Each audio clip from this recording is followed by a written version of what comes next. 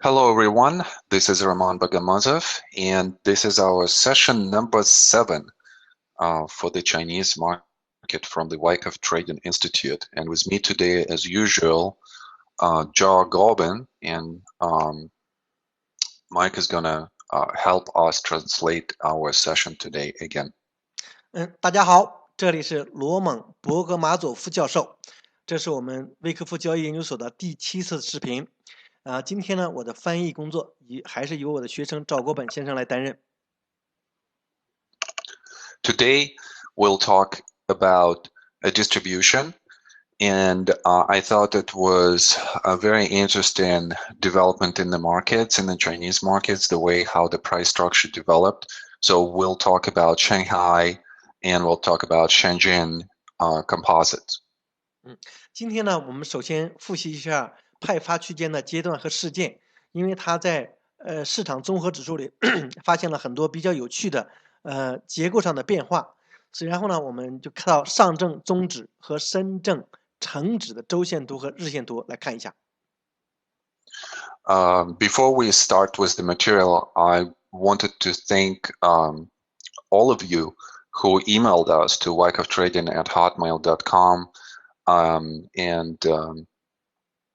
Mike is going through a lot of those those emails, and I look at some of them. I can't answer all of them, but I really appreciate all of the comments of support that you express, and I'm really happy that for a lot of you, this is a good material, and you see some value in this material for your own trading, for your own investment. It really pleases me, so thank you so much for mentioning this. And also, thank you for all of your questions. We are definitely trying to still set up the kind of like the operations. And for now, in the short-term goals for us is just to continue our weekly analysis of the Chinese market. But then later on, we'll create basic videos on basic lectures for Wyckoff, which are going to be free, and hopefully that's going to come, during summertime. So stay tuned, and thank you for all of your support. 在正式讲正式内容之前，首先感谢大家给我们发邮件，给我们在录像底下留言。我看到了很多大家给我们那个 Wyckoff Trading@hotmail.com 然后发的邮件。罗猛教授说我没有把所有东西都回复，但是呢，我回复了一部分。然后呢，非常感谢大家对我们的夸奖，因为很多朋友来说，哎呀，说这个录像内容很有用。很有教育意义，非常感谢大家这方面的评价，这呢让他也感到非常高兴，而且有信心继续来做这个事情。很多朋友呢也给我们很多建议，就是说我们将来怎么做。目前来讲呢，这只是这个项目的刚刚开始，而过一段时间呢，他认为他会做一些个最基础知识的录像，然后这些录像呢也免费的给大家，希望这是大概在夏天，7月份之前或7月份以后吧。咱们说7月份吧，要把这些录像做出来。All right, well, let's jump to our material for today. And as I mentioned, we will talk today about a distribution. And specifically, I want to talk about the area where a change of character happens. 首先来说，我们复习一下派发区间的威科夫事件和阶段。最重点来讲，他想看一下阶段 C 和阶段 D， 也就在这个阶段呢有一个特性改变。Our downtrend is going to always start with the point in phase C. And phase C could be a higher high, and if this is a higher high, we would label it as an upthrust after distribution, or if this is a lower high, then we would label it a last point of supply. 在这个阶段呢，它基本来说，它的下跌是从最高点的上冲回落开始的。这个呢，有可能是呢，就是最高点，也就是点比点高，这个高点比前面的高点都高的话，那么这个时候呢，就是上冲回落，或者是派发后的上冲回落。如果这个点比较低，低于中间阶段 B 的高点的话，它叫做最后派发点，或者是最后供应点。Before this high, we usually would have a lot of the weak hands excited and buying on the way up. This type of buyers are waiting for a couple of things to happen. They are waiting for a possible breakout of the price, and a lot of their buys are in this area right here. Or more savvy weak hands are going to be buying at the lows in anticipation that the breakout would happen. 在这个最高点出现之前，在这个整个的这个路上，有很多散户或者是弱手，它叫弱手，然后在这里买进。很多人呢是买进完以后等待突破，一些个更聪明的这个交易者呢，就是说也是弱手啊，也就是很多这个弱手交易者，稍微聪明一点，他们有可能在这个上涨波段的底部买进。At the same time, big money, the composite operator of men, is actually selling. And it's selling on the way up, and it's selling also on the way down, and specifically on the major sign of weakness reaction. 在这些弱手或者是散户买进的同时，谁在卖呢？其实这个时候是机构在卖，也就是那个综合人他在卖，他在这个上涨的这个整个波段一直在卖，而且在下降的时候，在到了上冲回落，经过完以后，再下降到弱势信号，整个这一个阶段他都在卖。So it's a very interesting spot, structural spot, where we see strong hands are selling into the weak rally, and then the weak hands are excited that the price has consolidated for some time. They see some kind of value, and they are buyers in anticipation that the breakout is going to happen. 这个阶段的特点就是什么呢？是强手或者是机构在卖出，而这个弱手或者是散户呢？因为他看到，哎，这个阶段到目前为止，这个股票已经盘整了好长一段时间，而且现在又处于低价阶段，所以说他们非常高兴，非常狂热，赶快就在这块买进了。In other words, we could say that on the way up, when the big interests are selling, there is an absorption of the demand. 也就是说，整个在这个上升波段的时候，我们可以看到是，需求被消耗了。The most active spot is going to be the breakout itself, and this is where both weak demand is going to increase and strong supply is going to increase as well. And that's going to, in some instances, produce some kind of volume increase. And the more I study Chinese charts, the more I study Chinese markets, the more I appreciate the uniqueness of the Chinese market, the way how the big money behave, the way how the small money behave. And today, on the indices charts, we're going to see this type of the behavior that I'm describing here on the way up and then on the way down. 这张图上，在中国市场来说，最有趣的点就是那个突破点。他刚才画圈那个突破点，在这个突破点的时候，很多弱手一看，哇，股票已经突破了，他们会大量的买进。所以说他们是弱手，他的需求增加了，买进增加了。与此同时呢，这个大机构或者是强手，他会大量的卖出。所以说这个时候就变成一种情况，成交量增加，需求从弱手这样的需求增加了，而且从强手从机构那的供应增加了，会变成了成交量增大。罗猛教授说，他经过这个就是了解这中国市场，越了解多，他就会发现中国市场越有趣，和其他国际市场都有不一样的地方，而且是尤其是在这个点上，在几次市场出现这种派发的时候，都会这块非常非常突出。一会儿他会给大家讲解这个上涨阶段和下降阶段这个派发过程。So as this point occurs, the point of extreme activity on the breakout, because the strong hands have sold their holdings and maybe even opened some short positions, the weak hands cannot push the price higher anymore.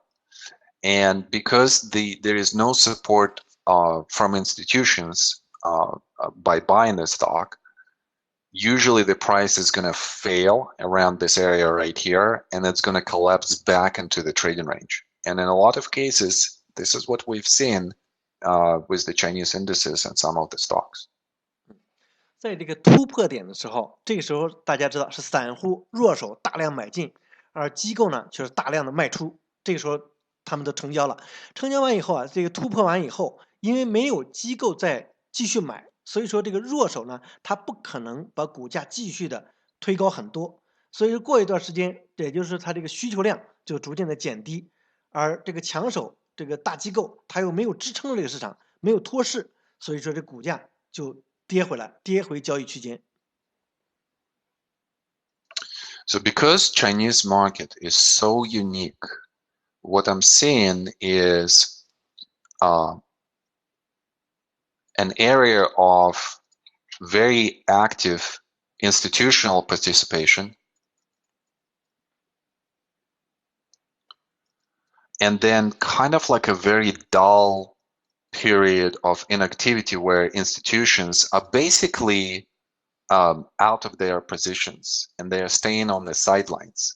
And at this spot, only the weak hands are trying to see some kind of value, and they are coming in into this position in anticipation that the price is going to come back. But there is some kind of failure on all of the rallies that follow, and the chart might turn down in a very quick way. 罗猛教授他画了2个圈，上面那个圈就大家看到刚才突破那个或者上涨波段到突破那个地方，这是机构比较活跃卖出的地方。等到它卖出完以后，然后股价下跌，跌到这个支撑线这个附近，这个时候呢，其实机构已经手里没有筹码了，他们是不作为阶段，他们躲在一边，然后看这个市场如何发展。在这个支撑线这个时候附近的时候，也就是机构派发完了以后，这个时候机构无作为，散户有些人看到，哎，现在股价更低了，这个时候他认为是便宜，只有说散户和没有这个比较弱手，他在这个时候他才买进，他认为，哎，最近是个这个好的买点，而他希望买进完以后，希望这个股价再上升，但很多时候因为散户他的力量不够，所以说股价的价格它上涨也不会很多，所以说叫上涨失败。So that's why in the area of activity by institutions, we usually will have a higher volume signature, or sometimes we would say that the effort there is more dominant and it's increasing. And then in the second period where institutions are already out of their positions, this is where we see that the volume signature actually goes down. And this is a very, very specific thing to Chinese market because of the rules, because of no shorting rule, because of the triggers of 10% rule if the price goes down. So all of that contributes to the way how institutions behave. And at least for now, this is what I'm observing. 大家看到在机构比较活跃的，也就是在突破机构卖出那个地方，机构比较活跃的地方，它的成交量都非常大。你换另外一句话说，用威科夫的方法来说，也就是努力在增加。然后呢，在机构派发完以后，到了支撑线，价格跌到支撑线这个时候，大家看到成交量是减低的，因为这个时候机构没有作为，或者是跟中国的股市很多策略就是政策比较相关。比方政策是我们没有做空，另外呢，我们每天就是这成交价格跌幅不能超过10%，所以说这个时候成交量也会低。这就是罗蒙老师他观察到的一些现象。So our goal here is to understand the specificity of Chinese market, and at the same time to understand that the structure is still going to develop the same way. we're still gonna have the highest point of the downtrend in phase C. We're still gonna see some failure and collapse of prices that's gonna lead the prices back into the trading range and specifically into the area of the support that was created by the support points in phases A and B. And that would become a major sign of weakness. And on this major sign of weakness, we would be committing below the support line. And then the next subsequent rallies, which are going to be the last point of supplier rallies, have specific characteristics of inability to rally significantly back into the trading range. And that's what we're going to look at today. 中国的市场虽然是很特别、很特殊，有别于其他的股票市场，但是整个来说，魏科夫的派发事件它不变，就是这个结构它不变。首先来说，它的最高点在阶段 C 的最高点也是那个上冲回落，或者是最后派发点。说如果它比阶段 B 的高点低一点的话，从这一点机构派发完以后，股价下跌，然后跌到支撑线附近，甚至会跌破支撑线，这个时候就变成了弱势信号。弱势信号在这个时候，有些个弱手买进去，然后再使股票反弹，有可能会反弹到这个区间之内，但是呢不会反弹很多，这时候形成最后派发点，这个反弹比较虚弱，在这个弱势信号以后到最后派发点的时候反弹虚弱，所有的这一切都非常符合魏科夫他的这个派发区间和里面的事件表现。All right, well, let's look at the long-term current picture for Shanghai Composite. This is going to be the first index that we're going to look at. And here, as before I've mentioned, what catches our eye right away is the increased volatility.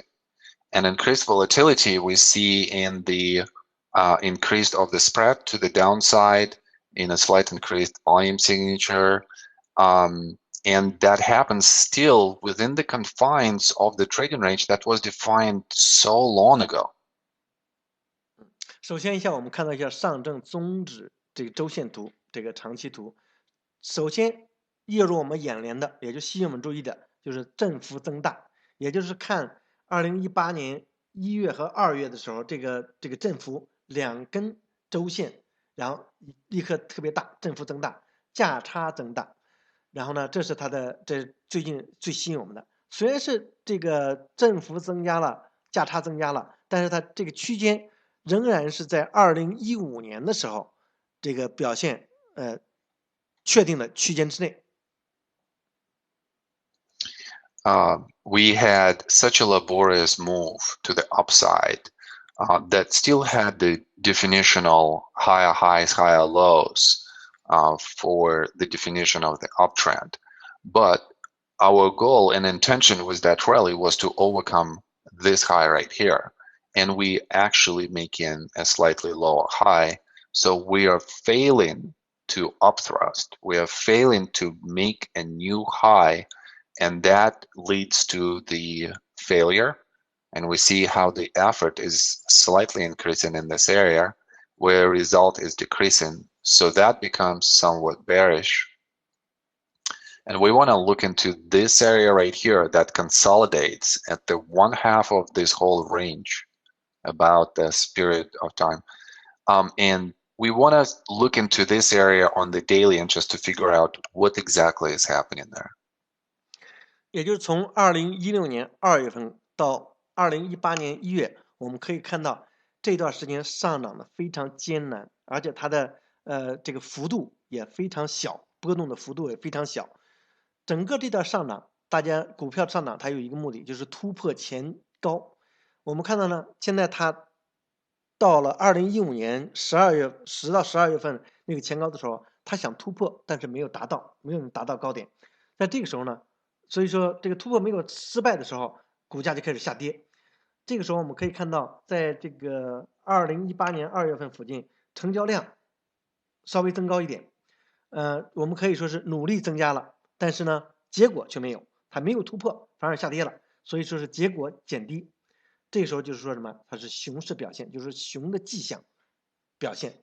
而且罗蒙老师画了一个圈儿，是从2018年2月到目前为止。他说在日线图上我们会详细的研究这一段时间的表现。Okay, well, let's look at the daily. So here is this lost area.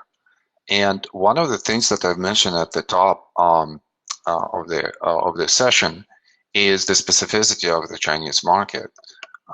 It's this specific way how institutions behave, and usually we will see the institutional signature from the volume. And here we're seeing how the volume is actually starts to increase, and it starts to increase both on the demand side. So effort is going up, and we are assuming that the demand is going up, but we also not making a very significant progress to the upside. So we might think that supply is also increasing. And therefore, if supply is increasing, we need to understand what kind of result we're going to have. 这就是刚才大家在看周线图上他画的最后的一部分，然后我们在日线图上仔细研究这一段时间。然后刚才说了，中国的股市特异性非常高，非常特别，跟很多国家这个股市表现不太一样。首先我们要找到这个机构的迹象，它的脚印，它的痕迹在哪里？我们从这里呢，从成交量上看到2018年1月到2月之间这段时间成交量很大，而且呢它也造成了一定突破，但是发现这么大的成交量，它突破并没有突破很多，突破了一段时间以后就开始下滑了。在这段时间我们可以看到，因为你成交量增加，而且呢股票的价格也在增加，所以我们说这段时间它的努力增加了。那么努力增加了，结果会怎么样呢？从努力增加的时候，我们可以看到我们可以推测出它的需求增加了，但与此同时供应也增加了。那么它的最后的结果是什么？我们听罗蒙老师再讲。So what is the result? We are definitely seeing that as we commit to the upside, we actually turning back almost instantly, almost right away. And then on this turning back, we see how supply is increasing. So effort is increasing, result is increasing, that becomes bearish. And we could anticipate some attempts of the price to go up, but it doesn't overcome short-term resistance levels, and also it happens on a slightly decreasing effort. So effort is decreasing, result is decreasing, still bearish. And after this type of indication, we just have a failure and acceleration to the downside, which shows us that increased volatility has more of the distribution qualities behind it. 那么结果是怎么样呢？我们可以画一条线，然后这条线呢，就是在前期2017年11月份的高点的一个平行线。我们可以看到，在2018年1月的时候，这个高点被突破了。被突破以后，突破了多长时间？1周半的时间，然后立刻就开始下跌。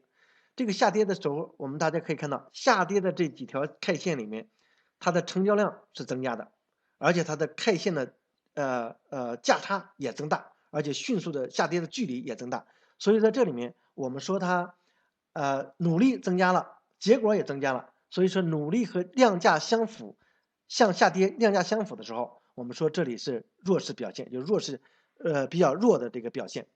然后我们再看下跌到前期高点2017年11月份那个高点的时候，这有两条上涨的 K 线，反弹的 K 线。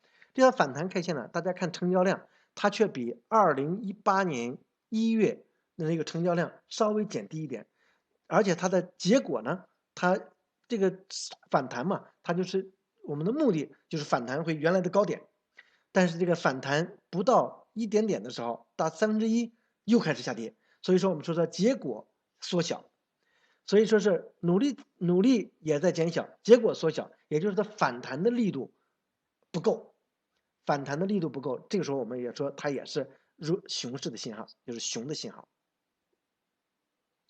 So as we look at the area where the volume signature has increased, we're saying that institutions were present here.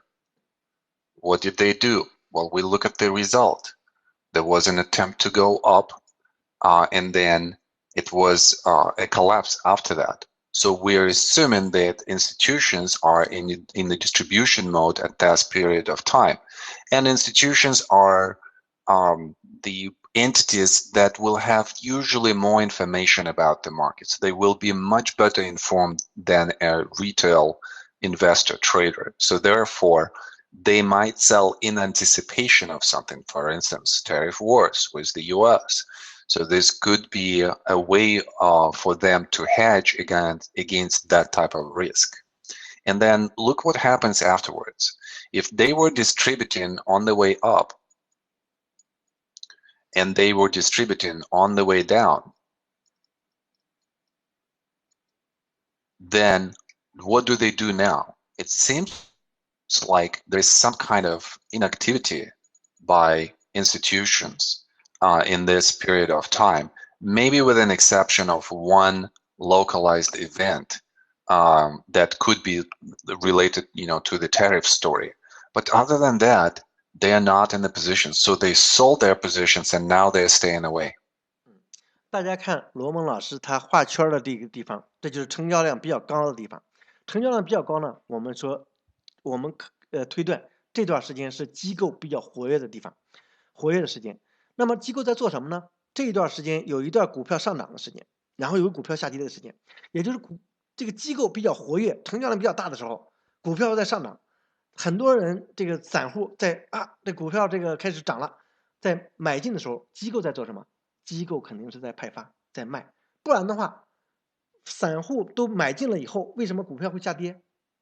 所以说这就是机构在卖，机构在卖呢，而且在下跌的过程中，他们也在不断的卖，一直卖到了2月初。卖完以后，大家看2月中旬以后，整个这一段时间段，也就是成交量比较低。这段时间代表什么？成交量比较低的时候，代表了大机构的不作为，也就是说他也不买也不卖，除了中间画了一条线，大概是在3月底的时候，让它有一个跳空下跌这个过程。这一天有可能是散户或者是机构都有一些动作，其他来说基本上来说成交量平平，机构是处于不作为的阶段，也就是不活跃的阶段。If we would be thinking about institutional behavior and what they do based on the volume signature and the result, we could analog this behavior to this area right here. We're seeing how the volume has increased generally in this area. Effort has increased as well. And we're seeing that the result of it was this finalized movement to the upside before a consolidation. And we kind of could see that there is some smaller distribution qualities, maybe some profit taken that has happened here. And then after that, it's all dull. There is this period of inactivity. And the biggest differences between these two areas that we see is that after the move up, we have a consolidation that holds the levels of support, that does not go lower those levels of support. In the second instance, we have actually something different. As we see the institutional activity to increase, we see how the price has an ability to significantly advance, and then it goes and breaks all of the support levels that we have here. So this is more inherently bearish than the analog before that, and this is extremely important. 我首先翻译一下那个罗老师刚才讲的，我有几句话忘翻了首先来说，这段上涨，最后这段上涨，在2018年1月份的上涨，为什么上涨完了以后会派发，或上涨的过程中也在派发呢？因为这段时间基本上是大机构比较活跃的时间，而大机构来说，它首先来说，它掌握的信息比较准。我们知道最近的下跌和这个关税，中美关税这个冲突有关系。大机构来说，也许他们很早就开始知道，恐怕会有关税争端，很早他们会有内部消息，就知道有一些事情，所以说他们就开始拉升，显著拉升，然后迅速卖出，然后这时候导致股价下跌。而通过这段时间，这个从成交量来追踪机构的表现的话，我们可以把罗老师画的这个2，就是他这个画这个圈2和圈1这段时间来相比较。那么 Q1 的这一段时间呢，我们看到从2017年7月份到2017年9月份，甚至到9月份9月底这段时间的成交量也是增加的。我们可以说它的努力在增加，它造成的结果是什么？它造成的结果是从2017年7月份到9月份时间这一段时间的上涨，上涨完以后，到了9月份下半月的时候，大家看到那会有一段时间股价停顿，但是呢，成交量增加，这段说明什么？说明这段时间有派发，这段派发时间，但是呢，股价并没有跌到很多，这说明什么？是很多人在获利回吐，也就是说，他认为哎，股价已经停涨了，那么我呢停涨以后，它就有两种可能，第一个是长时间盘整，第二呢是股价下跌，那么很多人在这会儿就卖出了，卖出以后就导致了成交量增加，然后呢，但是这段时间大家看它下跌。有一部分程度的下跌，在2017年11月份到12月份有这段时间的下跌过程，但是它一直被拖住，在2017年8月的这个支撑线一直让它被拖住，也就是下跌以后，其实谁在吸收？机构在吸收，吸收完以后开始猛拉升，也就是这段时间的下跌和2018年2月份的这段下跌，这个情况不一样，这段时间。2018年2月到4月这段下跌更加有熊的意味。Okay, now we'll talk about this area right here, and specifically, we'll talk about the rallies that we see here. So let's discuss those rallies from the position of the effort and the result. 然后我们现在呢，回到这个2018年2月到4月这段时间的表现，我们谈一谈什么？谈一谈向上反弹。然后呢，我们从魏科夫的角度来分析一下这4段反弹。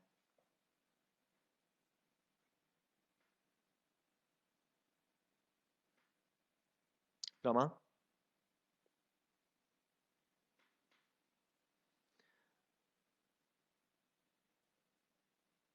知道吗？不好意思啊，可能这段时间连接信号不太好。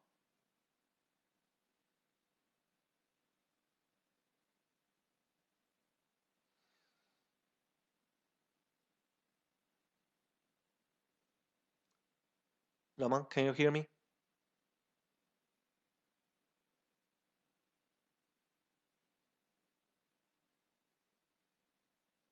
Let's resume. 1, 2, 3. All right, thank you. Just a small break. We wanted to talk about the rallies after this move to the downside. So let's look at the first rally. The first rally actually is quite aggressive, and it moves to the upside in a very aggressive way, but it actually only rallies to 1/2 of the range. So it has no ability to retest significantly the highs that were created by this climactic action here or the upthrust. Also, as the price moves up, we would be comparing the effort, which is actually going down relative to the effort that we've had on the upthrust rally. So that tells us that diminishing effort with the diminishing result inability of the rally to actually overcome 1/2 point is inherently still bearish. 我们现在谈一谈反弹，谈到第一段反弹，这段反弹呢看似比较猛烈，因为什么呢？它在下降波段以后，它立刻就开始反弹，反弹了这段时间呢，我们看一下它的努力和结果。努力呢，它的成交量比就是前一段时间上升波段到抢购高潮这个上升波段来讲，它的成交量少了，也就是说努力减小了。那么结果呢？结果只反弹到了下降波段的一半，也就是上涨只到了区间的中部。如果我们说从抢购高潮到自动下跌，这是个交易区间的话，它只反弹到了区间的中部，所以我们说它的结果也减小，也弱了。那么努力减小了，结果也减小了，这段时间我们仍认为它是熊市的意味。The next two rallies is just a part of the smaller range at this point. So next one has attempts to increase the effort, or at least keep the effort the same as on the first rally. But the result is even less. The spread is contracting. The distance that this next rally and the rally after that also are contracting, decreasing. And the intention to overcome the resistance fails. So therefore, on the same or slightly increased effort, we see the decrease, significant decrease of the result that tells us that not only it's bearish, but it's actually more bearish, and we could expect some kind of acceleration to the downside, and the gap is just an evidence of this logic. 我们看这两小段这反弹，这两小段反弹呢，我们看成交量来说，它最后一根线啊，最后一个这每一段反弹的最后一根这个上涨 K 线的这个成交量都比前一段时间稍微高一点，或者是总体来说平均来说，它要比前一段时间第一次反弹的成交量稍微高一点，所以我们说这是努力，或者是相等，或者是稍微高一点。那么看结果呢？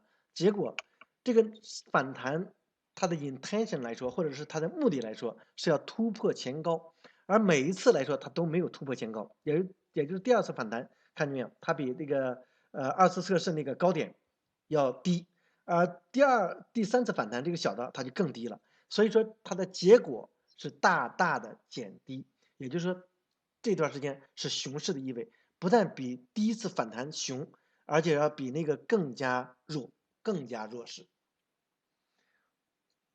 And then in the next area of the consolidation, in this area right here, we see that there is an attempt to increase the effort behind the moves to the upside, and yet still gradually effort is somewhat decreasing.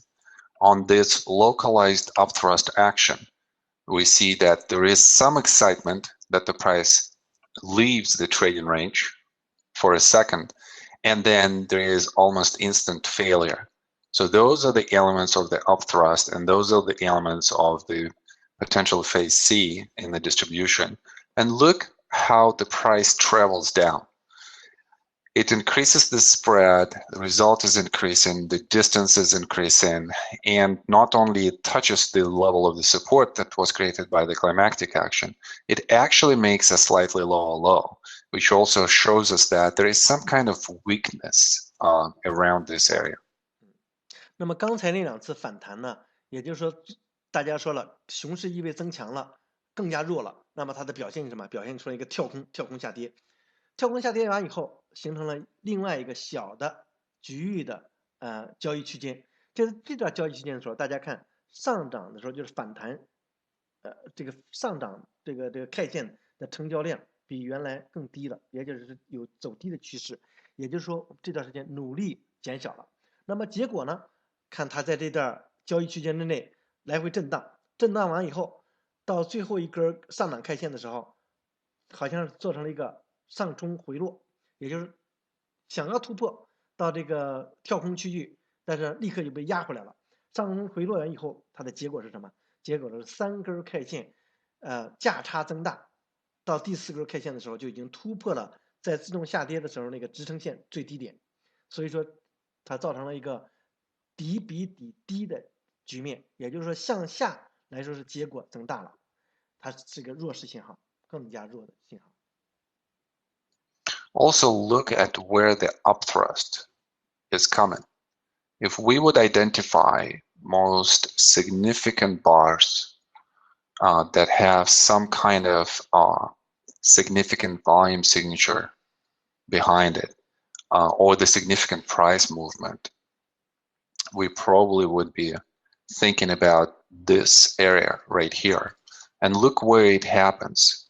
There is a gap number 1, there is a gap number 2 here. So we see that there was a lot of institutional presence at these two events, and the upthrust comes exactly into this area. So this is where we would expect the selling to occur, or at least this area would signify a very poor buying. And we definitely see that the upthrust just comes to this area on the increased effort, and then there is no follow through.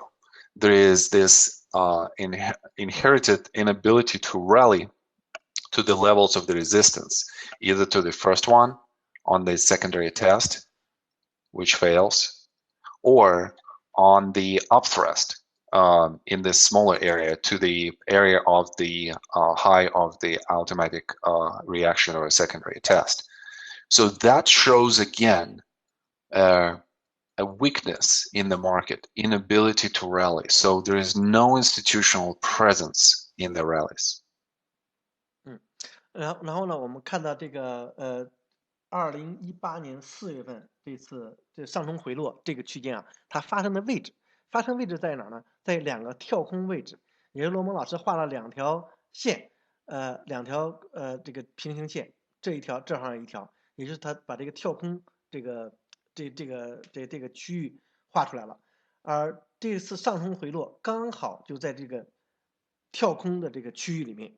这个时候这个供应大量的增加，然后呢，它的上涨失败，然后又返回来了。通过这两条跳空区域，那么他说什么是无力上涨，也就是没有力量能够继续上涨。那么通过这个二次测试，这次的反弹，它没有力量来突破前期高点，而这次上冲回落没有力量突破这个二次测试这个高点。它都属于上涨无力、市场弱的表现。And even this latest 3 to 4 bars, where the price touches the support, makes a new lower low. Look at the rally. It doesn't really overcome the high of the last commitment to the downside. It only upthrusts and then fails almost instantly again. There are two possibilities here. We might see this as a test of the low, and the price could potentially try to rally. But I doubt that this rally would have a lot of strength behind it. It might come to the level of the upthrust, the previous resistance, and encounter some kind of resistance as well. But also, we probably would be thinking more in terms of the continuation, where the price could potentially break this support and actually go lower. 那么大家看到最后这3条 K 线，目前来说市场也比较弱。首先来说，经过这个刺破前期的支撑又返回了以后，那么这一天呢是上涨 K 线，按照上涨 K 线呢，它也没有上涨很多，甚至没有收盘，没有到前一天它的这个开盘线，立刻就开始回到这个开盘以下这条线，然后第二天到最后一天，也就是礼拜5的时候又开始下跌了。那么现在目前呢到了一个支撑点，到支撑点以后有2种可能性。第一种呢是通过这个支撑又有人买入完以后，这个股票有可能会就是这个指数有可能回到前期的这个高点，但是呢可能性比较小。然后另外一种可能就是有可能继续下跌，就是他刚才那个箭头继续下跌。All right, well, let's look at the Shenzhen composite, and let's see if the picture is somewhat similar to Shanghai. And on the Go ahead. On the long-term chart, we see that definitely Shenzhen long-term is somewhat weaker, as it didn't have this ability to rally, into the area of the previous resistance. So in this area right here, it is somewhat weaker. Yet, on the short-term basis, the way how the price kind of unfolds here from this low to this low right here, it's slightly stronger. Yet, if we would zoom in on the daily, we still would have, we would see kind of the same type of picture where there is inability to rally significantly off the lows. 那么我们看一下深圳成指和上证综指。那么这两个这个指数是否有相似的地方呢？首先看一下周线图。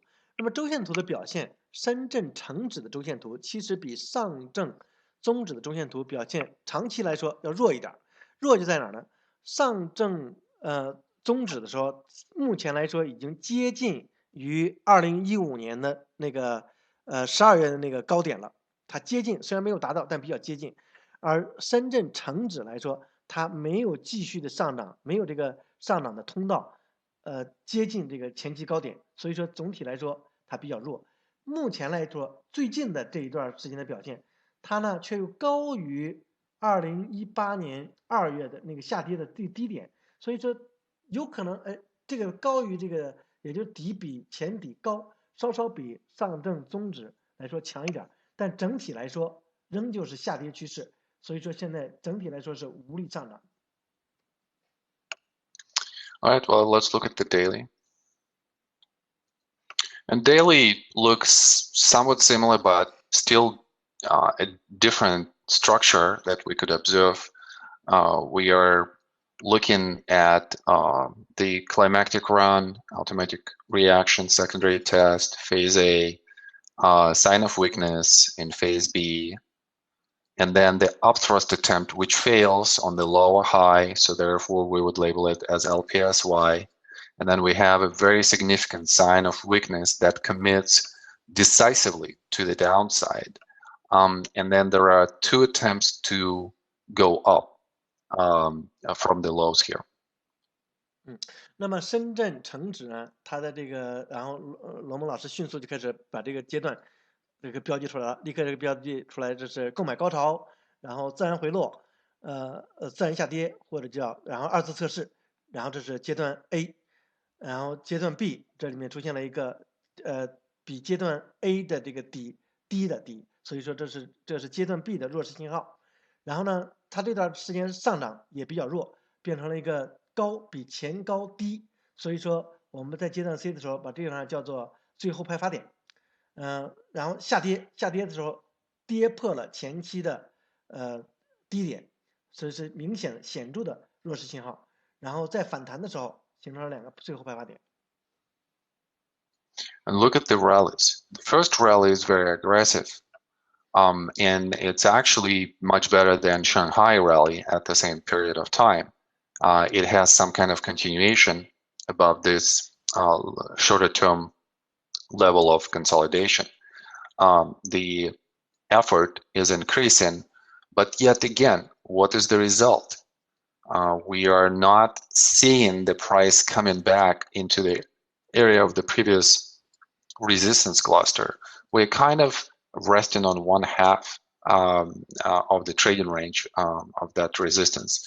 And that ultimately tells us that the result is also not that great, so we're still in the bearish mode at this point of time. And then there is a very quick collapse on the news into the area of the sign of weakness.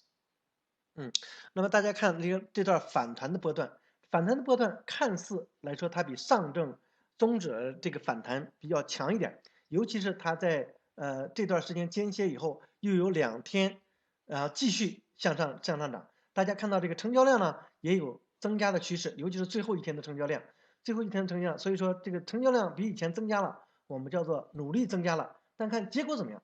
结果它只是反弹到了整个区间的1/2左右，比1/2稍微强一点，也是下跌了。尤其是最后一条 K 线，大家看到这个努力非常增加，但是这个价差非常低。然后呢，尤其是到了2018年3月下旬的时候，这条大概由于消息造成的这条跳空，也就是说它努力增加，但结果没有增加，也是在降低，也是上涨是吧？上涨这波段，结果在降低，所以我们说它是熊市意味。And then out of this low, after the gap, and please observe that the gaps happen at the same level. So we would be expecting some supply come in at this point of time. And we are definitely experiencing, again, some kind of upthrust situation where the price tries to go up, result is contracting, and then it fails. And continuing with the measurement of the effort, we see that on each of the rallies, the effort is decreasing, which just basically tells us that there is no institutional sponsorship at this point of time, and we're probably going to go lower.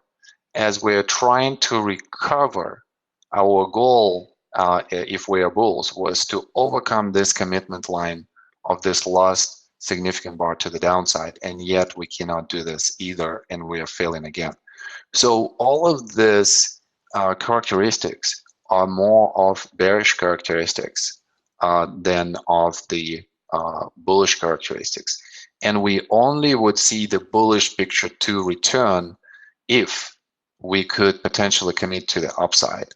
If the price is going to continue going down and undercut the supports, most likely we're going to retest this low right here, or even the lows that are much lower down the road.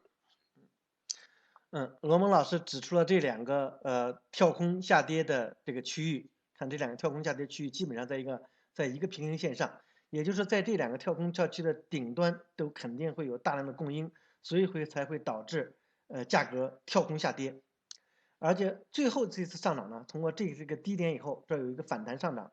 这个反弹上涨以后呢，大家看到了这个跳空区域的时候，都由于供应的增加而导致这次反弹失败，然后迅速跌回来。而且每一次它的反弹的时候，大家看这个成交量都一次比一次的低，也就是说努力在不断的减小。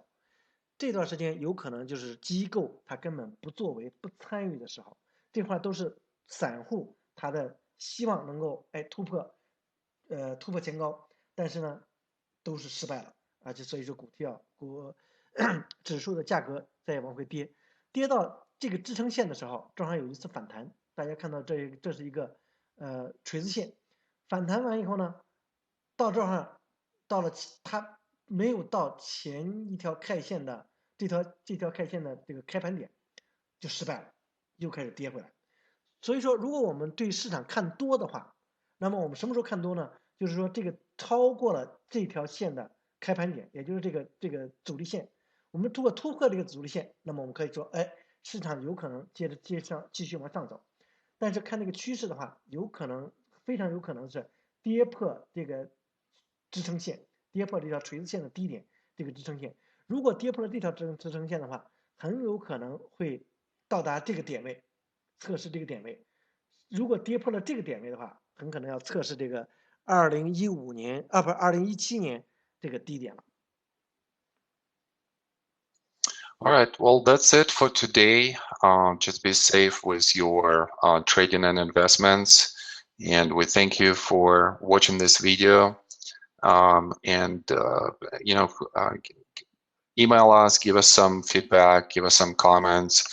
If you have any questions, send us your questions as well. We'll be happy to look at that. And until next week. And thank you so much to Jar Garvin for translating this session. Thank you, guys. Bye-bye. 感谢大家，今天就讲到这里。然后呢，希望大家交易的时候谨慎，然后仔细研究。然后呢，也非常感谢大家观看我们的视频，给我们提出很多意见和建议。也感谢国本先生做的翻译。好，谢谢大家，再见。